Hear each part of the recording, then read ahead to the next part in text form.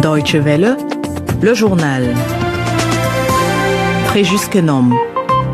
Bonsoir à tous, il est 17h en temps universel, bienvenue à l'écoute de la DW, la radio internationale d'Allemagne, avec au sommaire, Paul Kagame accusé d'être responsable indirect des troubles dans l'Est minier de la RDC, se dit inquiet de la situation en Ituri, c'était lors d'une visite hier au voisin ougandais.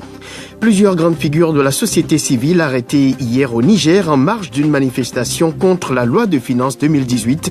Et puis, sommet Union européenne-Turquie sur fond de vives critiques, l'Union européenne accusée de donner à Ankara les moyens pour réprimer les réfugiés et les empêcher d'entrer en Europe.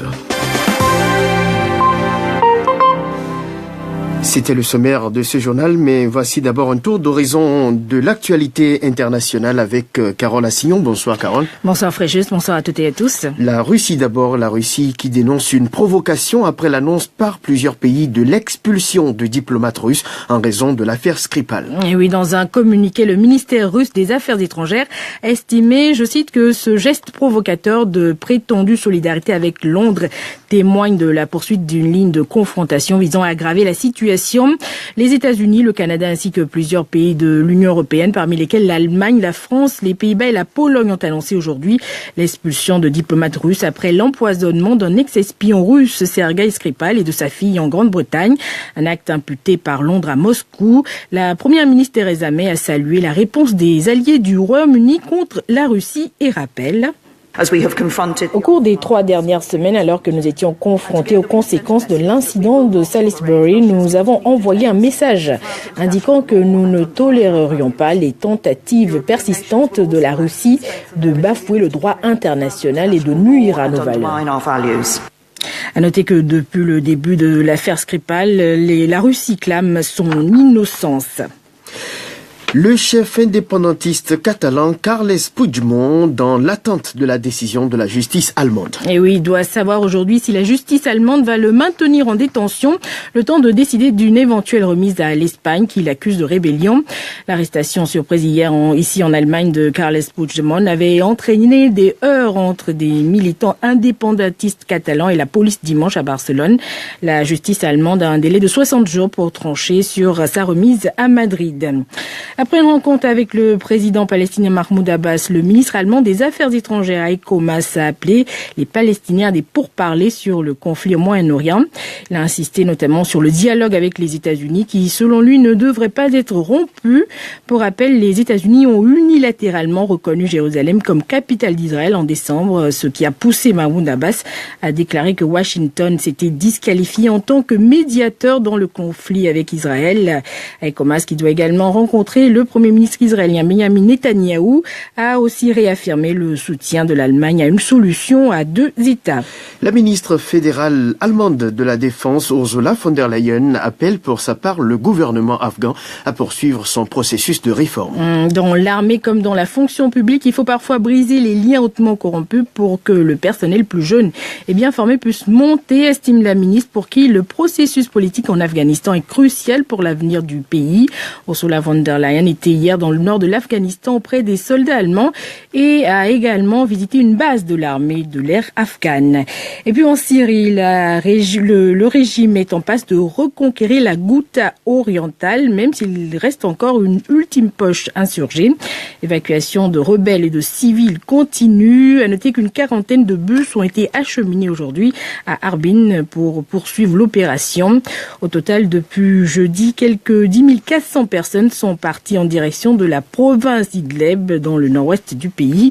La dernière région a échappé presque entièrement au contrôle du régime. Carole Assignon pour le bulletin d'information. Merci Carole. Il va être 19h05 dans ce studio, 2 heures de moins en temps universel.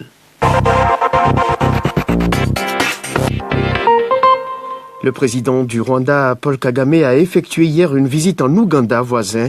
Au centre des échanges entre Kagame et Museveni, le raffermissement des relations entre les deux pays. Les deux dirigeants ont aussi réchauffé des vieux projets d'intérêt comme Eric Topona. Eh bien, au cours de sa brève visite à Kampala, Paul Kagame et Yoweri Museveni ont en effet relancé le projet de construction du chemin de fer Mombasa-Nairobi-Kampala-Kigali, la ligne de pylône de transport d'électricité de l'Éthiopie vers le Rwanda et qui traverse l'Ouganda. Sans oublier la question du transport aérien entre les deux pays et la sécurité entre le Rwanda et l'Ouganda. Au sujet de la sécurité, le président du Rwanda, Paul Kagame, s'est également dit inquiet de la résurgence des violences dans la province congolaise de l'Ituri. Oui, et cette précaution se justifie quand on sait que la situation dans cette province située dans le nord-est de la RDC continue de se détériorer. Samedi dernier, 6 personnes ont d'ailleurs été tuées dans une attaque contre 3 localités, donc de l'Ituri. Question, les propos de Paul Kagame prononcés à Kampala sont-ils sincères? La réponse de Baudouin Amba-Weti, journaliste et analyste politique congolais. Kagame et le président Museveni ont toujours laissé entendre qu'il faut un régime ami à Kinshasa, donc un régime faible pour préserver la sécurité nationale du Rwanda et de l'Ouganda. Moi, je crois que Kagame doit plutôt se réjouir qu'il y ait 2 foyers de tensions comme ça à travers le pays. Ça rend le Congo ingouvernable et ça peut permettre aussi à Joseph Kabila de trouver un prétexte pour dire que il faut peut-être l'état d'urgence pour reporter les élections. En fait, je crois que ce sont des propos hypocrites. Voilà, ce sont des propos hypocrites, dixit Baudouin Amba-Weti. La rencontre au sommet entre Paul Kagame et Yoweri Museveni est survenue après celle qui a eu lieu fin janvier à Addis Abeba. C'était en marge du sommet extraordinaire de l'Union africaine et les 2 dirigeants ont promis de renforcer leur coopération militaire et sécuritaire aux frontières. La RDC encore à quelques jours d'une réunion du Conseil de sécurité de l'ONU. Le mouvement citoyen Lucha RDC a organisé des manifestations dans 8 villes du pays pour tirer la sonnette d'alarme sur la répression de l'impunité. Lucha RDC a adressé un mémorandum aux membres du Conseil de sécurité, les exhortant à cesser, je cite, avec l'hypocrisie consistant à considérer les autorités congolaises comme des partenaires crédibles dans un processus de pacification et de stabilisation. Fin de citation. Lors de cette réunion, l'ONU devrait prolonger le mandat de la MONUSCO, la mission de paix en RDC la plus coûteuse au monde. Vous écoutez la Deutsche Welle. Au Niger, des principales figures de la société civile, notamment du mouvement anti-loi des finances 2018, ont été arrêtées hier à Niamey. Les autorités les accusent d'avoir passé outre l'interdiction de manifester. Ces arrestations suscitent beaucoup de réactions et d'inquiétudes aussi dans le pays. Je vous propose d'écouter Karté Maïna Bouka. Il est le secrétaire général de l'association des constitutionnalistes du Niger. Karté Maïna Bouka au micro de Julien Adaye. La société civile, regroupée autour de 3 grands collectifs, notamment le groupe Alternative Espace Citoyen de Moussa Tchangari, le mouvement patriotique pour une citoyenneté responsable, le MPCR de Nouarzaka et le Croisade dirigé par Ali Idrissa avait donc projeté de marcher hier. Alors la ville de Niamey avait fait savoir la semaine passée que pour des raisons évidentes de sécurité, la marche ne peut être permise. Et ce qui a été notifié aux responsables. Et très tôt le matin déjà, hier, les forces de l'ordre ont barricadé l'endroit du rassemblement, mais aussi certaines parties de l'itinéraire qui a été prévu. Et maintenant, dans la nuit, on a appris que certains responsables de la société civile avaient été arrêtés, notamment Alvika Tchangari, Ali Idrissa, Maître Dirwana, un avocat qui est aussi très très actif sur le terrain de la société civile. Donc, ils n'ont pas été arrêtés lors de la manifestation, mais plutôt dans la soirée. Ils n'ont pas été arrêtés lors de la manifestation parce que cette dernière n'a pas eu lieu. Les forces de l'ordre ont empêché l'accès à la place Toumo, lieu du rassemblement. Mais quand même, il faut signaler qu'à certains endroits du Niamey, il y a eu quelques échauffourées, quelques pneus avaient été brûlés, et puis les courses-poursuites aussi étaient lancées. Mais les 4 acteurs de la société civile n'étaient pas pris sur le terrain de la manifestation. Ils n'ont pas été interpellés tous au même moment, mais je pense que c'est à des heures différentes, à des moments différents et à des endroits différents. Et vous qui êtes justement pour le respect de la Constitution dans votre pays, dites-nous, est-ce que cette marche était légale? Et ce qu'il faut préciser, c'est que la liberté de manifester, elle est consacrée dans la Constitution, comme c'est le cas dans toutes les constitutions africaines. En principe, ça ne devrait pas être interdit. Quelle est l'ambiance depuis ce matin à Niamey? L'ambiance, elle est calme, mais je pense que c'est un calme relatif. Alors si on ajoute déjà ces arrestations-là sur ce qui se passe sur le front social, sans compter d'autres protestations du côté des partis politiques, je pense que ça n'est de trop pour un Niger qui cherche ses repères.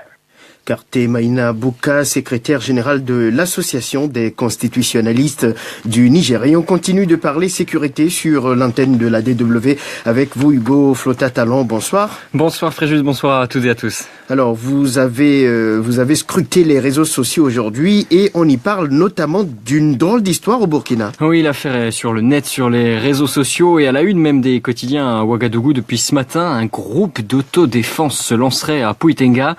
On voyait au départ ce week-end sur Internet une image avec des personnes en uniforme. Une image qui a rappelé de mauvais souvenirs aux Burkinabés, notamment parce que des milices ont connu des dérapages dans le pays dans le passé. Alors là, le ministère de la Sécurité du Burkina Faso a lancé une enquête. Heureusement, il ne s'agirait, selon Dawatul Islamia, le média en ligne spécialiste des infos islamiques, qu'un groupe de personnes qui s'organisent pour la sécurité d'événements ou de rassemblements particuliers comme cela se fait régulièrement au Burkina ou ailleurs lors d'événements ponctuels. N'empêche que cela relance le débat sur les milices ou groupes d'autodéfense au Burkina ou ailleurs. Oui, et c'est un débat qui suscite beaucoup de réactions au pays des hommes intègres et bien au-delà. On en parle dans tout le Sahel, nous dit Mahaman de Gao au Mali. Pourquoi ? Eh bien parce que quand l'État n'est pas présent, les civils s'organisent pour faire face à l'insécurité, explique-t-il. Il faut encourager ces groupes, répond lui aussi David Goma en RDC. Mais attention, répondent d'autres internautes sur notre page Facebook et via WhatsApp. Au Burundi, il arrive régulièrement, par exemple, que ces groupes dérapent, dit une auditrice de Bujumbura. En effet, ils n'ont pas de règles comme on aurait un corps d'État, explique-t-elle. Voir des hommes en uniforme fait peur. En plus, renchérit Ibrahim au Burkina. Aujourd'hui, ce sont des tenues et demain, ils seront armés, dit-il. Pour lui, comme beaucoup, il faut donc condamner ces actions. C'est même une question de sécurité et d'unité nationale, expliquent certains de nos auditeurs et de nos internautes. Fréjus, autoriser ce genre de groupe dans le contexte actuel de prolifération du terrorisme est une porte ouverte à la division et à la balkanisation du pays. L'exemple malien est là pour nous le montrer, écrit Salilou au Bénin. Et que l'on soit pour ou contre, reste qu'un avis est partagé par tous et résumé par Séraphin de Lomé au Togo. Il faut que les États, les gouvernements se dotent des structures, la police, la gendarmerie, qu'ils soient équipés, bien formés, en nombre suffisant pour pouvoir assumer la sécurité des citoyens. Autrement dit, et comme l'écrit encore un autre auditeur, ces milices ne doivent pas se substituer à l'état de droit et à la loi qui restent les meilleurs atouts pour la sécurité d'un pays. Et là-dessus, tout le monde est à peu près d'accord. Hugo Flotta-Talon, vous nous parlerez tout à l'heure de quoi déjà de la Côte d'Ivoire. On va venir sur les sénatoriales en Côte d'Ivoire. Merci beaucoup. 19h13 dans ce studio. Vous venez déjà de nous parler du Burkina. Reprise aujourd'hui du procès des 84 accusés dans l'affaire du putsch manqué de septembre 2015. Parmi eux, le général Gilbert Diendéré, ancien bras droit de Blaise Compaoré, et Djibril Bassolé, ancien ministre des Affaires étrangères. Sachez aussi que la Cour d'appel de Paris va examiner mercredi prochain la demande d'extradition de François Compaoré, frère de l'ex-président déchu burkinabé, Blaise Compaoré, demande formulée par le Burkina Faso. Deutsche Welle. Rendez-vous sur facebook.com/dw.français. Et un clin d'œil à nos nombreux auditeurs du Togo, une manifestation peu ordinaire ce matin dans les rues de Lomé, la capitale, celle de femmes enceintes. Elles ont bloqué la rue qui mène à l'entrée principale du CHU Sylvanus Olympio pour protester contre le manque de soins dû à une grève des médecins qui, eux, réclament des matériels de travail. Il s'agirait d'un mouvement spontané selon le site d'information icilomé.com qui rapporte que la semaine dernière, à Thévié déjà, les femmes enceintes ont envahi les rues de la ville pour réclamer des soins. Au Cameroun, quelques 10 000 conseillers municipaux ont été appelés hier à élire pour 5 ans 70 sénateurs sur les 100 que compte le Sénat, 30 devant être désignés par le président Paul Biya. Ces élections sénatoriales au suffrage indirect ont lieu dans un contexte de tension dans les provinces anglophones du sud-ouest et du nord-ouest, des provinces touchées depuis plusieurs mois par des actions violentes de groupes séparatistes. Le vote s'était bien déroulé, c'est ce qu'a déclaré le ministre de l'administration territoriale, Paul Atangana Ndi. Le vote s'est effectivement déroulé dans les régions dans un climat de paix, d'ordre et de sérénité. Aucun incident ou événement majeur n'a été enregistré de manière à entraver la sincérité et la transparence des élections. Des mesures de sécurité ont été prises dans tout le pays. Voilà, c'était le ministre camerounais de l'administration territoriale. On parlait donc des élections sénatoriales au Cameroun. Il y en avait en Côte d'Ivoire aussi ce week-end. Vous l'avez peut-être entendu sur notre antenne, le RHDP, le parti au pouvoir, a largement remporté le scrutin. Le Rassemblement des oufetistes pour la démocratie et la paix engrange 50 des 66 sièges. 33 autres sénateurs seront nommés directement par Alassane Ouattara. L'opposition avait boycotté le scrutin. Mais même dans ces conditions, le RHDP ne s'est pas imposé à Bouaké, pourtant fief traditionnel du pouvoir et ancienne capitale de la rébellion qui soutenait Ouattara. C'est la liste des indépendants qui s'est imposée. À Yamoussoukro, la capitale administrative, le RHDP a aussi été battu par les indépendants. Alors Hugo, comme souvent, la DW s'intéresse aux réactions de ses auditeurs sur le sujet. Oui, et beaucoup vont dans le même sens aujourd'hui. Cette petite claque, on peut dire comme ça, pour le RHDP est un signe de mécontentement du peuple par rapport aux politiques en place en Côte d'Ivoire, réagit un auditeur depuis le Burundi. Un résumé un petit peu des analyses des spécialistes dans la presse ou dans les médias locaux depuis ce matin. Tous voient un sérieux avertissement pour le pouvoir en place en Côte d'Ivoire. À Abidjan, Kaderli, un internaute de la DW, rappelle que les deux villes dont vous parliez, Fréjus, sont symboliques de l'arrivée au pouvoir de Ouattara. Alors sans opposition en face, même avec ça, il perd du terrain. C'est la preuve de son échec sur la bonne gouvernance, la corruption, la cherté de la vie et surtout son incapacité à réconcilier les Ivoiriens, selon lui. À Bouaké, les populations sont déçues, des usines sont fermées depuis 2002, le chômage est grandissant. Les gens attendaient tout simplement mieux du président Ado, c'est le surnom du président Alassane Ouattara, c'est ses initiales, et ça explique la défaite du RHDP, analyse Kwasi qui vit sur place. Des réactions donc et des analyses très sévères, comme celle-ci encore de Lolo du Togo. La Côte d'Ivoire est assise sur de la poudre à canon et tout peut arriver, dit-il. La grande majorité supporte le pouvoir de Ouattara malgré elle et je crois humblement que l'opposition ivoirienne a de beaux jours devant elle, dit-il. Vous nous parlez de l'opposition ivoirienne, mais d'autres auditeurs tirent les conséquences de cette élection au-delà de la Côte d'Ivoire. Oui, avec les voix engrangées par les indépendantistes, d'autres auditeurs voient un avertissement envoyé à toute une partie de la classe politique du continent. C'est le cas de Mahamadou au Mali. Ça exprime tout simplement le peuple en a marre des politiciens, car en Afrique, les politiciens ils ne font plus l'affaire du peuple. Ils ne pensent qu'à eux-mêmes. Le peuple se lasse des hommes politiques. Les hommes politiques, ils n'ont plus confiance en leurs hommes politiques. C'est tout. Et du coup, beaucoup appellent à ce que Ouattara ne se représente pas en 2020, mais James d'Abidjan sur Facebook met en garde ceux qui voudraient le voir partir directement. Il n'y a pas feu à la maison encore. Beaucoup de candidats indépendants élus ce week-end sont de la ligne du RHDP, conclut-il. Hugo Flotta-Talon, merci beaucoup. En bref, au Mali, le pays se souvient des martyrs de la répression du 26 mars 1991. En effet, il y a 27 ans, dans la nuit du 25 au 26 mars, le lieutenant-colonel Amadou Toumani Touré, à la tête d'un groupe d'officiers, a déposé le chef de l'État, le général Moussa Traoré, parachevant ainsi les actions du mouvement démocratique. Depuis, la semaine du 19 au 26 mars est dénommée Semaine des martyrs. Les drapeaux sont en berne et la journée du 26 mars est une journée chômée et payée. Ne ratez pas nos magazines dans la zone partie de ce journal. 2 magazines au programme, bien sûr, le magazine Environnement de Kosivi Tiassou qui sera une rediffusion et le magazine Santé de Carole Assignon. Rendez-vous à partir de 17h30 en temps universel. Les Égyptiens commencent à voter aujourd'hui pour élire un nouveau président. Le vote se termine mercredi prochain. C'est plutôt pour accorder au président Abdel Fattah al-Sisi un nouveau mandat de 4 ans puisque le président sortant brigue un deuxième mandat face à un candidat qui est plutôt un allié politique. Les précisions de Kosivi Tiassou. On ne sait pas si le président Abdel Fattah al-Sisi obtiendra encore 97% de voix comme lors de la précédente élection en 2014. Mais pour beaucoup, la victoire lui est presque acquise. Il n'a de rival que Moussa Moustapha Moussa, un inconnu sur l'échiquier politique, d'où le doute sur le caractère démocratique de cette élection. Emad Aldin Hussein, rédacteur en chef du journal égyptien Shorouk.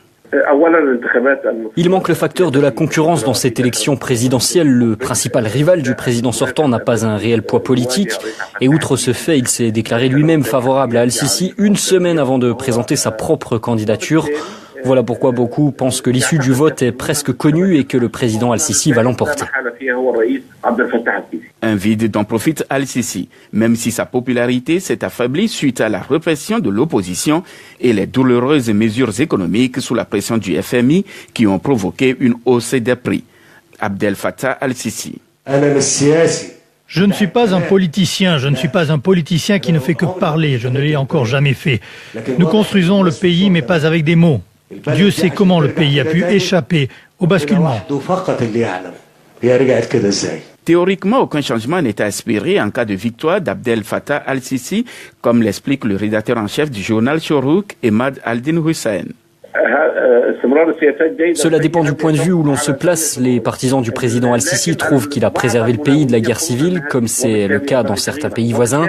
Mais les adversaires disent que les réformes économiques ont accentué la pauvreté. Al-Sisi, garant de la stabilité, c'est aussi l'image dont jouit le président égyptien dans les capitales occidentales. Il a promis de ne pas aller au-delà des 2 mandats constitutionnels. Le cas échéant, ce serait une première dans l'Égypte moderne. Les 5 prédécesseurs d'Al-Fattah Al-Sisi ont soit été démis, soit morts en fonction de causes naturelles ou bien assassinés.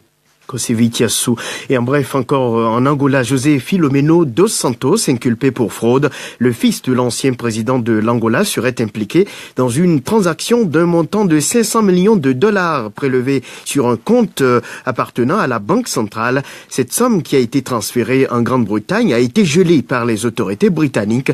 Celles-ci ont d'ores et déjà indiqué que l'argent pourra être rétrocédé aux autorités de Luanda. Réunion ce soir entre les dirigeants de l'Union européenne et le président turc Recep Tayyip Erdogan à Varna en Bulgarie. Il s'agira de faire le point sur les relations entre l'UE et la Turquie. En amont de la rencontre, le président turc a assuré que l'adhésion de son pays à l'Union européenne restait un objectif stratégique. Pourtant, Ankara est accusé de fouler aux pieds les droits de l'homme depuis la tentative de coup d'État manqué de juillet 2016.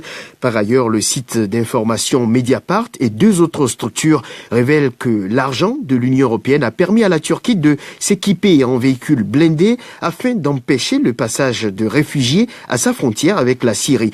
Cette opération pourrait avoir causé de nombreuses victimes parmi les Syriens tentant de fuir la guerre.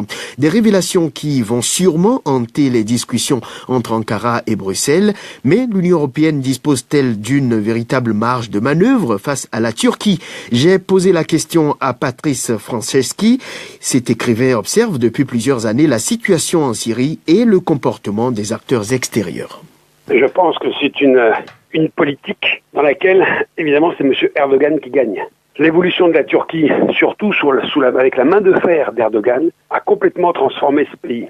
C'est aujourd'hui une dictature qui n'a que faire des droits de l'homme, qui, de surcroît, mène en Syrie, en violation de toutes les lois internationales, des actions de guerre dans un pays étranger, qui commet, dans la région d'Afrine, on peut en témoigner, toutes sortes de crimes de guerre. Que voulez-vous qu'un pays comme celui-là fasse avec de l'argent donné par des démocraties, si ce n'est l'utiliser à son propre profit, et non pas à ce pourquoi on le lui donne. Voilà, le problème est vicié à partir de là. Est-ce que vous êtes en train d'expliquer que l'Union européenne, en faisant contrat avec la Turquie pour surveiller ses frontières et ne pas laisser passer les réfugiés, que l'Union européenne, en faisant cela, ignore complètement que les armes qu'elle donne à la Turquie serviraient à réprimer les réfugiés? Bien entendu, la Turquie a tout simplement profité d'un bras de fer qui lui est favorable pour utiliser l'argent qu'on lui a donné pour autre chose.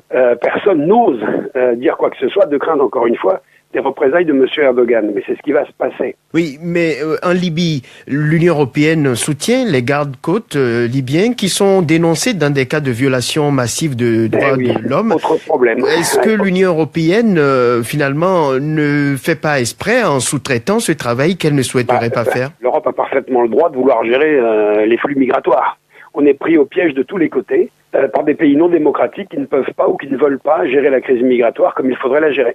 Selon certaines informations, il y a des entreprises spécialisées dans les questions sécuritaires en Europe qui font également beaucoup de chiffres d'affaires dans cette affaire de surveillance des frontières. Même des entreprises européennes en profitent. Très probablement, si les pays européens voulaient bien avoir la fermeté d'âme, de préoccupation et de droits humains pour régler le problème en utilisant tous les moyens politiques dont ils disposent, je pense que ça irait beaucoup mieux. L'écrivain Patrice Franceschi qui suit l'actualité en Syrie et particulièrement la situation des Kurdes depuis plusieurs années. Vous retrouvez son interview également sur notre site internet www.dw.com/français avec un C sans cédille. Vous écoutez toujours Radio Deutsche Welle. La presse allemande a commenté aujourd'hui la mobilisation anti-armes aux États-Unis, mais les journaux sont également largement revenus sur l'interpellation en Allemagne de l'ex-président de Catalogne, Carles Puigdemont. Carole Assillon a lu les journaux. Asile pour Puigdemont, c'est sous ce titre que Der Spiegel commente l'arrestation de l'ancien président catalan, Carles Puigdemont. Une arrestation qui est une honte pour l'Espagne, pour l'Europe et pour l'Allemagne, selon le journal.